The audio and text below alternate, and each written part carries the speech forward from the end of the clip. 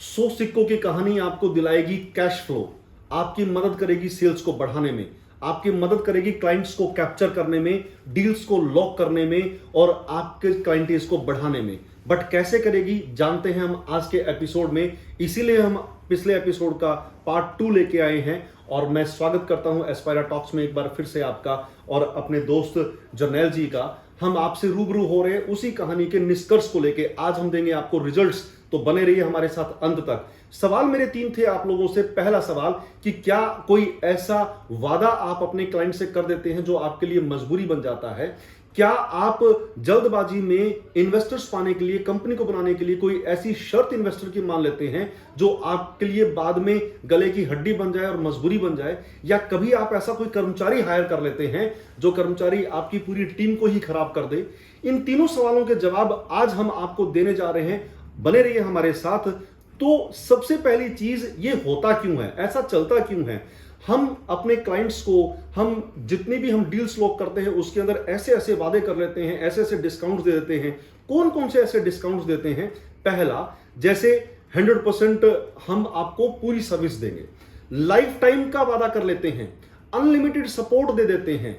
क्या हम ये वादे सोच समझ के करते हैं या सिर्फ क्लाइंट को पाने के लिए करते हैं? और क्या वो सर्विसेज हम लाइफ टाइम मेंटेन और मैनेज कर पाएंगे? सोच के देखिए एक बार। इससे आपको आने वाले टाइम के अंदर कितने लंबे समय तक एक बाउंडेज आपके सामने आ जाएगी और उस बाउंडेज से आप ऐसा बन जाएंगे कि आप बाहर भी नहीं निकल पाएंगे। और अगर आपने गलती कर दी तो आपका क्लाइंट भी हमेशा के लिए जाएगा। तो यहां पे मैं जर्नैल जी से एक बार पूछना चाहूंगा कि ये जो हम वादे करते हैं कहीं से भी, तो कैसे वो वादे किए जाने चाहिए और कितने लिमिटेड वो होने चाहिए? जर्नैल जी। मैंने सर, अगर मैं अपना तजर्बा बताऊं, जो मैं 2010 से इस बिज़नेस में हूं, मार्केटिंग में, तो मैंने जो पहले काम किया है सर वो मार्केट का ही किया है। तो कई बार होता क्या कि हम अपने बिजनेस को ग्रो करने के लिए वो कमिटमेंट कर देते हैं जो हमें जल्दबाजी में सोचे समझे बगैर नहीं करनी चाहिए जी। हमें ये लगता है कि अगर हम किसी को ऑफर देंगे तो हमारा बिजनेस बढ़ेगा। ये ऑफर आपको आगे जाके गले की हड्डी बन जाती है। बिल्कुल। वो बंदा उस ऑफर का बेनिफिट उठाने लगता है और आपको लगता है कि यार मैंने ये जल्दबाजी में कर क्या दिया। हमें क्लाइंट खोने का डर लगता है। हमें लगता है कि ज़्यादा से ज़्यादा क्लाइंट अगर हम इकट्ठे करेंगे तो हमारा बिजनेस ग्रो करेगा। और हर वो कमिटमेंट जो हमें करनी ही नहीं चाहिए वो करते हैं। दबाव में किया गया बिजनेस आपके लिए हमेशा आगे जाके लॉसेस दिखाएगा और मैं चाहूँगा कि ये चीज़ें आप मत करें। तो मैंने सर ऐसे तक, मैं एक रियल स्टोरी ये बात में अब थोड़ा सा बताना चाहूँगा। तो किसी समय हम काम करते थे सर अपना कारपेंटर का जी। तो मेरा क्या काम था सर, जो शहद की मक्खी की जो छत्ते बनते हैं ना, हम वो बनाया करते थे। तो एक बाबू था, हम उसको माल दिया करते थे। जो मेरा रेट था, मान लो 5 रुपया, हम एक एग्जांपल ले लेते हैं कि 5 रुपया मेरा रेट था, चलता रहा। तो मुझे देखकर सर कंपटीशन भी हो, आपको पता है कंपटीशन वाले तो आते ही आते हैं, है ना। जैसे आप मान लो कोई एमआर है, कोई कंपनी मेडिसिन बना रही है, वो बना रही है कि सर आपको बुखार की मेडिसिन देनी है, आप उसको सपोज करो 100 रुपये में दे रहे, दूसरी कंपनी आ जाएगी, यार हम 100 के आपको ना एक शीशे के साथ एक फ्री देंगे जी। लेकिन आप उस कस्टमर, जो पहला कस्टमर आपको अच्छी सर्विस दे रहा था, आप उसको छोड़ के दूसरे के मगर लग जाते हैं। लेकिन बाद में पता लगता है कि वो आपको ज़्यादा देर वो सर्विस दे ही नहीं पा रहा। बिल्कुल। लेकिन हम उसके लालच में आके अपना बिजनेस भी खोलता।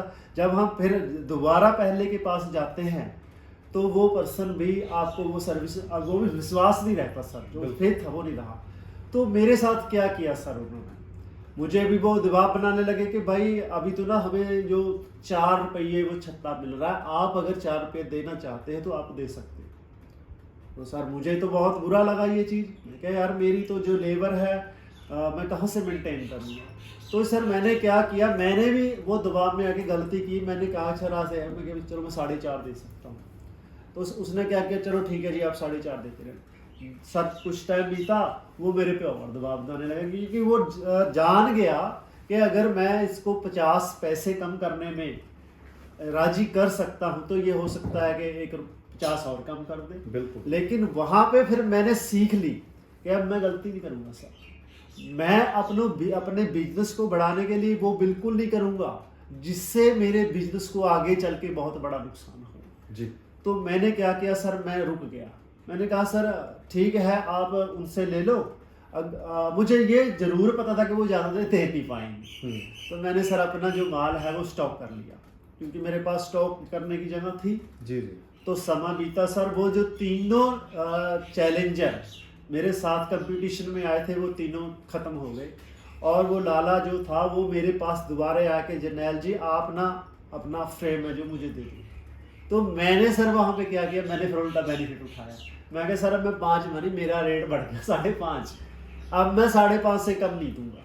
लेकिन वो पेशेंस मेरे काम आया, और मुझे वो 4.5 वाली कीमत थी वो 5.5 में वो मैंने सेल किया।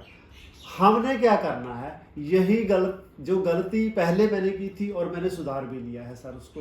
तो करना क्या है कि आपने इस तरह की गलतियां नहीं करनी अगर आप अपने बिजनेस को आगे बढ़ाना चाहते हैं। तो जो हम गलतियां करते हैं वो बेसिकली हम अपने क्लाइंट के साथ तो गलती कर ही रहे हैं, साथ के साथ हम लोग अपनी क्वालिटी को भी कंप्रोमाइज कर रहे हैं। आप देखिए, बहुत छोटा सा एक एग्जांपल देता हूं मैं आपको। आप पल्प की कोई भी बोतल उठा लीजिए। पल्प का मतलब ये हो गया कि भी जिसमें जैसे मैंगो पल्प होता है या ऑरेंज पल्प होता है, तो पल्प की जो बोतल है उसमें पल्प का कंसंट्रेट कितना होता है ये डिपेंड करता है उसके प्राइसिंग के ऊपर। लोग सस्ता प्राइस देने के लिए पल्प की जो कंसंट्रेशन है वो घटा देते हैं। आप मैंगो जूस पी रहे हैं, आप एक बार ये तो चेक कीजिए कि उसके अंदर मैंगो जूस एक्चुअल में कितना है।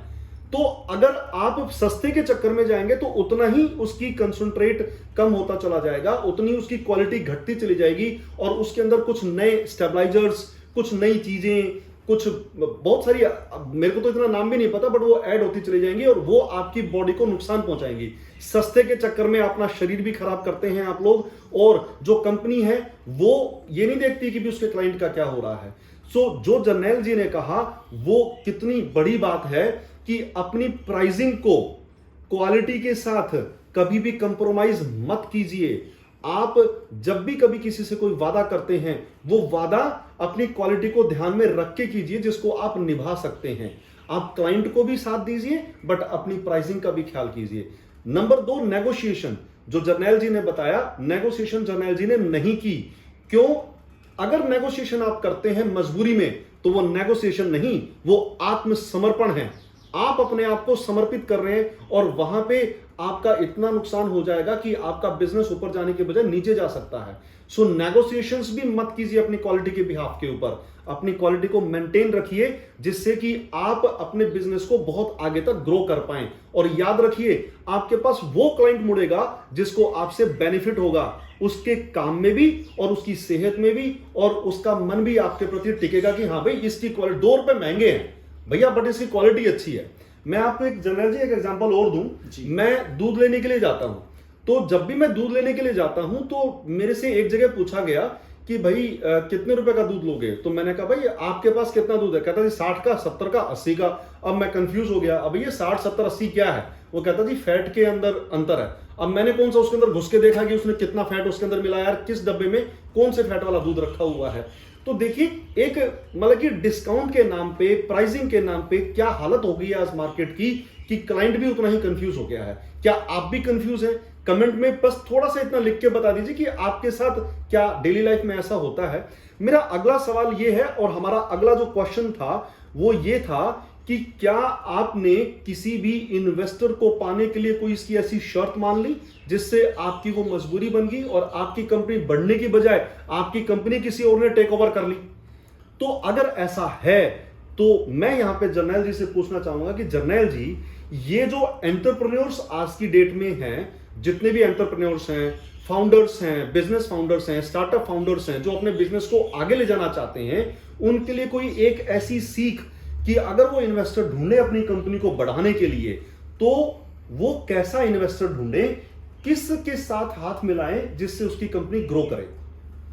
सर मैंने ना अक्सर देखा है कि जब हम कोई किसी के पास जाते हैं ना तो उससे वादा कर देते हैं कि भाई आप अगर हमारे से सामान लोगे तो हम आपको इतना डिस्काउंट देंगे। जी जी। उल्टा वो हम पे हावी हो जाता है कि ठीक है जी आप हमें 35% मत दो, हम तो आपसे 50% लेंगे। बिल्कुल बिल्कुल। तो हम कई बार 50% डिस्काउंट ले लेते हैं और वो करता है क्या है, वो आपकी कमजोरी समझ लेता है बिल्कुल कि भाई अगर इसने 50% दिया है तो ये उधार भी कर लेगा।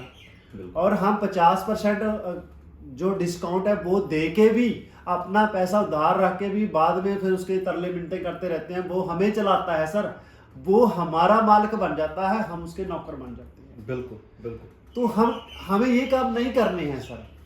तो हमें इन्वेस्टर है जो हमारे साथ मिलके काम करे, हर जगह पे जी। हमारे साथ खड़ा रहे, चाहे वो लॉसेस है चाहे वो प्रॉफिट है, वो कैलकुलेट करके हमारे साथ चले।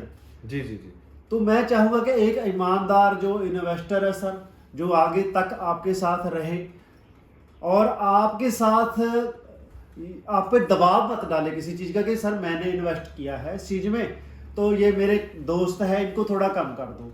बिजनेस तो ही चल पाएगा अगर आप मिलके काम करोगे और किसी के दबाव में आके मत करो। दूसरी बात मैं ये कहना चाहूँगा कि देखो हमें डिस्काउंट देने पड़ते हैं, कंपनीज देती हैं, लेकिन मैंने यहाँ तक भी देखा कि जैसे बड़े बड़े शोरूम है सर, अपना जाते हैं, आउटलेट है, बिग बाजार में होते हैं, बहुत बड़े बड़े एलांटा मॉल है, वहाँ पे देखते हैं कि 50 के साथ 50% डिस्काउंट। सर वो गेम है, बिल्कुल वो कुछ नहीं है। जो चीज़ पहले ही 20 रुपये की है सर, उसका रेट ही 80 रुपये है। बिल्कुल है 80 रुपये की में से कितना 50% लगा लो, 40 आ गया सर, 20% तो वो फिर भी कमा गए ना। बिल्कुल अगर हम डिस्काउंट देना चाहते हैं तो हमें ये रणनीति भी अपनानी पड़ेगी। बिल्कुल जरूरी है और इस बात से मैं पूरी तरह सहमत कर हूं और इसका एक निष्कर्ष हम साथ साथ आपको रिजल्ट दे रहे हैं। आपका इन्वेस्टर वो होना चाहिए जो आपके विजन में आपके साथ चले। सबसे पहले आपका इन्वेस्टर, जब भी आप चूज करते हैं किसी इन्वेस्टर को, तो ध्यान रखिए वो आपसे सवाल क्या पूछ रहा है। उसका पहला सवाल ये होना चाहिए कि भाई आपका इस कंपनी में विजन क्या है, आप कहां तक पहुंचना चाहते हैं, आप कितनी मेहनत करके आगे तक पहुंचना चाहते हैं, आपका ब्लूप्रिंट क्या है, आपकी कंपनी का बेस क्या है आपकी कंपनी को खड़ा करने का, और आप अपनी कंपनी के साथ क्लाइंट्स को जोड़ेंगे कैसे, माध्यम कौन कौन से हैं, आपके रिसोर्सेज कौन कौन से हैं जिनसे आप अपनी कंपनी को बड़ा करोगे, और आपकी टीम कैसी है।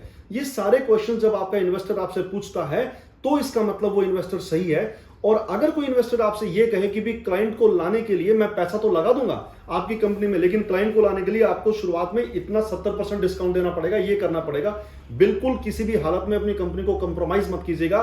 पहले अपनी कंपनी का मेमोरेंडम डिसाइड कीजिए, उसके रूल्स एंड रेगुलेशंस बनाइए, जिस रूल्स रेगुलेशंस पे आप भी चले और आपका इन्वेस्टर भी चले, कि भी कहां तक, किस हद तक आप एक ऐसा डिस्काउंट या वादा आप दे सकते हैं, या किस तरीके से आप अपनी कंपनी की नींव रखें जिससे आपकी कंपनी को पैसे का नुकसान ना हो। शुरुआत में पैसे का नुकसान हो गया तो आप क्या स्टार्टअप फाउंडर रह गए और कहां आप उसके अंदर पहुंच पाएंगे। अगला एक हमारा जो सवाल था वो आपकी कंपनी की टीम का था। हम टीम के बारे में बताएंगे लेकिन थर्ड एपिसोड में, बट उससे पहले मैं आपको एक और भी चीज बता दूं। हम कई बार बिजनेस में इमोशंस को शामिल कर लेते हैं जी, और जब भी बिजनेस के अंदर इमोशन शामिल हो गया वहां पे बिजनेस बिल्कुल खत्म है। अब इमोशंस का बिजनेस से कितना तालमेल है और कितने इमोशंस बिजनेस में रखने चाहिए और किस हद तक होने चाहिए, उसके बारे में आप एक बार बताइए। सर ये तो बहुत बड़ा अच्छा सवाल किया आपने। इसकी बड़ी तकड़ी एग्जाम्पल है सर, हर कोई देता है जी, कि अगर घोड़ा घास से दोस्ती कर लेगा तो खाएगा क्या। बिल्कुल बिल्कुल। तो हमने क्या करना सर, इमोशंस हमारे बिजनेस में कभी भी नहीं मायने रखते। अगर हम इमोशनल होके बिजनेस करेंगे तो हम कामयाब हो ही नहीं सकते। बिजनेस कैसे होता है, रूल्स के ऊपर रूल्स बनाने पड़ेंगे, नियम बनाने पड़ेंगे, वो सबके लिए होंगे सर। आप सपोज करो आपने एक कंपनी बनाई, मैं आपका रिश्तेदार हूँ, आप क्या करते हैं कि रिश्तेदार होने के नाते मेरे को कुछ रूल तोड़ने की वो दे देते हैं कि जी आपको अथॉरिटी है, आप लोगों से ज़्यादा काम यहाँ पे कुछ भी कर सकते हो, तो आप अपने पैर पे कुहाड़ी मार रहे हो सर। ये इमोशन यहाँ पे काम नहीं करेगा। बिल्कुल बिल्कुल। मेरे लिए भी वही रूल होने चाहिए जो आम लोगों के लिए है। बिल्कुल जी बिल्कुल। अगर हम इमोशन से काम करने लगेंगे तो हम वो बिजनेस कर ही नहीं पाएंगे। बिल्कुल बिल्कुल। और ज्यादातर लोग ये करते हैं, मैंने ये देखा है, वो इमोशनल होके भी अगर काम करते हैं तो बाद में उन्हें पछताना ही पड़ा है। बिल्कुल सही है। और इमोशंस जो हैं, आपको कुछ और एग्जांपल्स दे दें। स्कूल में अगर टीचर अगर आपका इमोशनल बिहेवियर देखता है, आपका कोई रिश्तेदार आपके स्कूल में काम कर रहा है, आपका दोस्त काम कर रहा है और आपसे वो इमोशंस एक्सपेक्ट करता है, आपसे वो दोस्ती एक्सपेक्ट करता है, तो वो कभी आपके स्कूल में अच्छा काम करके नहीं देगा। वो उस मजबूरी का फायदा उठाएगा। वो छोटी छोटी बातों के लिए घर भी जा सकता है। वो आपको ये भी धमकी दे सकता है कि मैं छोड़ के चला जाऊंगा। इसी तरह से आपके दुकान पे कोई व्यक्ति, अगर आपका रिश्तेदार काम कर रहा है, तो उसने घर पे खाना खाने के लिए गया, उसने आधा घंटा एक्स्ट्रा लगा दिया। तो अगर आपके रूल्स नहीं होंगे, सिर्फ इमोशंस होंगे, आपका बिजनेस बिल्कुल नीचे आ जाएगा। हजारों ऐसे एग्जांपल्स हैं जो हम आपको देंगे आपके बिजनेस को ग्रो करने के लिए, आपके स्टार्टअप्स को ग्रो करने के लिए, आपको इंडिविजुअल ग्रोथ के लिए। और आने वाले एपिसोड के अंदर हम आपको बताने जा रहे हैं प्राइसिंग और मार्केट दोनों का संबंध क्या है, इमोशंस को और कितना बेहतर तरीके से हैंडल किया जा सकता है, कौन कौन से ऐसे रूल्स हैं जो आपके बिजनेस को जमीन से आसमान तक पहुंचा देंगे। अगर जानना चाहते हैं तो बने रहिए हमारे साथ। बस सिर्फ इतना कमेंट करके बता दीजिए कि हमारा आज का एपिसोड कैसा लगा और जो आज हमने प्रॉब्लम्स के सॉल्यूशंस दिए, क्या आप वो अपने बिजनेस में अप्लाई करते हैं और उसका कितना आपको बेनिफिट होता है। एक 7 दिन का चैलेंज ले लीजिए और इन चीजों को एक बार सोच लीजिए और फिर हमें बताइए कि इस आपके बिजनेस के ऊपर असर क्या पड़ा, प्रभाव क्या पड़ा। अगर अच्छा लगा तो बहुत बहुत शुक्रिया। मिलते हैं अगले एपिसोड में। जर्नैल जी बहुत बहुत शुक्रिया। कुछ कहना चाहते हैं जर्नैल जी? मैं कहना चाहता हूँ कि सर देखो, हम कई बार क्या करते हैं, पॉडकास्ट ना शुरू में देखते हैं, बिल्कुल, लेकिन हम उसको लास्ट तक नहीं देखना चाहते। तो जो चीजें कई बार ना गहराई वाली होती है, ज्यादा समझदारी वाली होती है, वो ना गहराई में होती है सर। बिल्कुल, खुदाई करता है ना सोने की, जो बहुत लोग सर सोने की खुदाई करते हैं, लेकिन सोना बहुत ज्यादा गहराई में, हीरा बहुत ज्यादा गहराई में। बिल्कुल बिल्कुल। कई बातें हम शुरू में कह नहीं पाते, वो एंड में कहते हैं। बिल्कुल। तो जिंदगी के 15 मिनट आप जरूर निकालिए, क्योंकि 15 मिनट से हमारी जिंदगी कई बार चेंज हो सकती है। हम जल्दबाजी करते हैं। तो आपसे ये रिक्वेस्ट रहेगी, जो भी पॉडकास्ट है उसमें पूरे एंड तक पूरी जानकारी होती है, तो आप अपनी जिंदगी के 15 मिनट जरूर दीजिए। और मिलते हैं नेक्स्ट एपिसोड में। आपके नए जो भी आपके सवाल है वो कमेंट में जरूर लिखिए, उनका जवाब आपको नेक्स्ट एपिसोड में जरूर मिलेगा। धन्यवाद। धन्यवाद। जय हिंद। जय।